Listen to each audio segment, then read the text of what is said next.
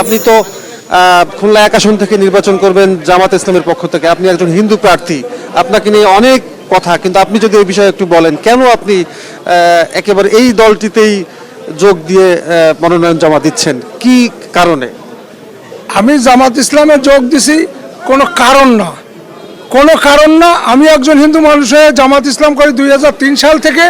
জামাতের আদর্শকে আমার পছন্দ হয়, তাই আমি জামাত ইসলাম। আর জামাতের ডক্টর শফিকুর রহমান আমির সাহেব উনি আর সেক্রেটারি জেনারেল অধ্যাপক মিয়া গুলাম পরর আমার নেতা, উনরাই আমাকে নমিশন দিয়েছে।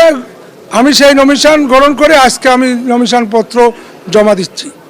আমি হিন্দু অধ্যুষিত এলাকা দাকব বৈঠকাটা বাসী আমাকে গ্রহণ করেছে। আমি সেখানে ডোর টু ডোর গেছি, প্রত্যেকটা মানুষের একটা সাড়া পাচ্ছি। হিন্দু, মুসলমান, খ্রিস্টান সব ধর্মের লোক আমাকে ব্যাপক সাড়া জুগিয়েছে। আমি মনে করি যে ওখান থেকে আমি ভালো একটা কিছু আশা করব দেশবাসীর কাছে, দেশবাসীকে উপহার দেবো ভালো কিছু। ধন্যবাদ।